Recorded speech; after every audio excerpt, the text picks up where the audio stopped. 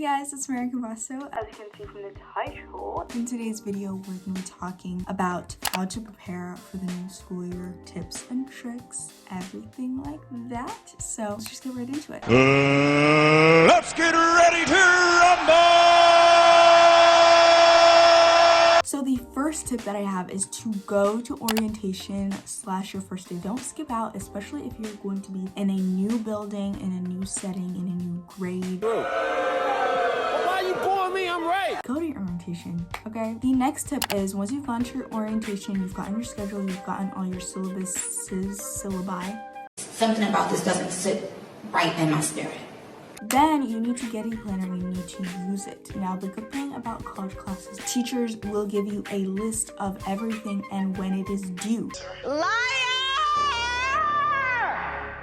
So you're gonna take those dates and plug them into your planner. Now, there's so many different types of planning systems around. You can get a physical planner like from Walmart, Target. You can get a bullet journal. You can get an online planner like on an iPad or phone. You can use your computer as your planner through Google Calendar or Notion. And there's just so many different options. Figure out what works for you before the school year. Use it, okay? If you guys want to hear my new planning system that I'm using, I am no longer bullet journaling. Leave a comment down below, like this video, and I will be sure to do a video. So the next thing is to develop a routine at least 1 to 2 weeks before school. Now, I know some people are already in school. Sorry. I'm not sorry. I lied.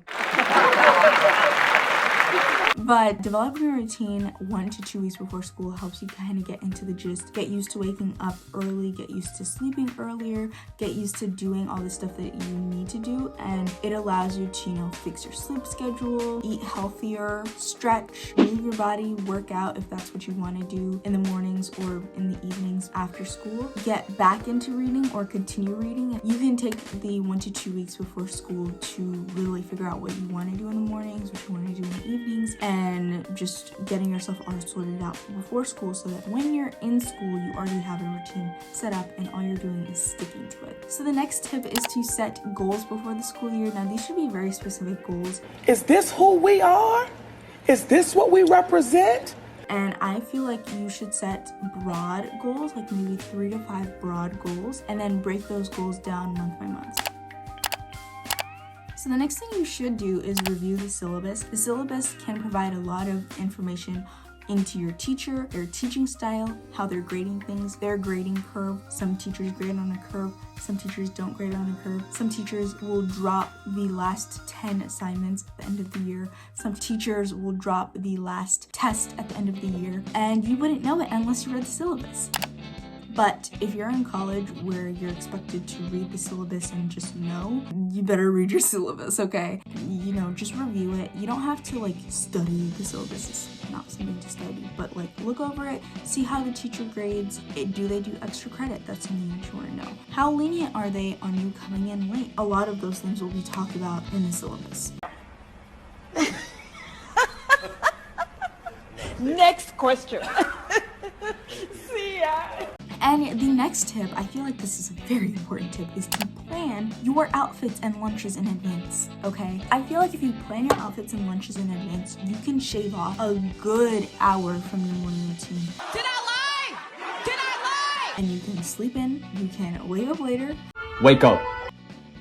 You can, be getting up 45 minutes before you're supposed to leave the house instead of 2 hours before you're supposed to leave the house. You know what I'm saying? So planning your outfits in advance, I feel like picking out an outfit in the morning for school takes a lot of time. And then doing your lunches in advance, if you carry lunch, will help shave off time because you don't have to make your lunch before you leave. Your lunch is already made. You just need to grab it from the fridge or the pantry and put it in your lunch bag. And it just helps. It's time saving, it's efficient, it's quick, and it makes your mornings just flow, okay? So yeah. The next thing is to join clubs / do sports. So I feel like it's very important to start your school year out strong, especially since we haven't been having that much social interaction for the past year and a half. Is correct, shorty.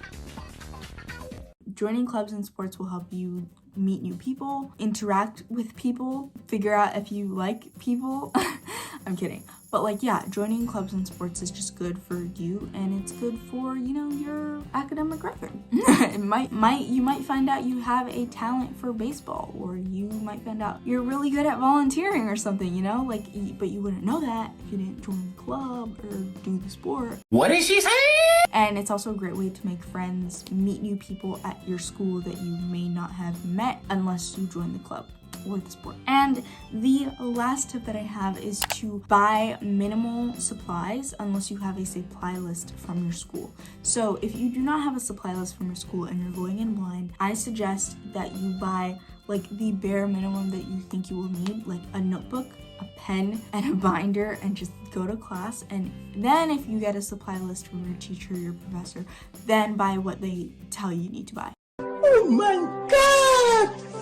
Wow! Rather than you spending, you know, hundreds of dollars on supplies that you end up not using. Yes, you can reuse those supplies next year, but I just feel like it's a waste of money to spend all that money at one time. I love back to school hauls, I do, but it seems very excessive and unnecessary to buy supplies that you don't need. Now, with supply lists also, like, follow the supply list. You don't need to go above and beyond unless it's asked for you. I know some teachers do, like, oh, if you got me, like, Lysol wipes, you get 5 points extra credit or something, so you could do that. But with supply lists, like, really try to save money. You don't need to spend a lot of money to be a good student, because I find that the people who have, like, the best, most supplies are not good students. You didn't hear it from me, but like, you can spend all this money on the school supplies, on the pens, on the highlighters, but that does not make you a good student. It doesn't give you straight A's, because they'll just sit in your room. That was so shady. Anyways, I hope you guys enjoyed this video, and if you did, make sure you leave a like and comment down below, and subscribe. We're on a road to 800 subscribers. Oh my goodness. And yeah, I will see you guys next week. Bye.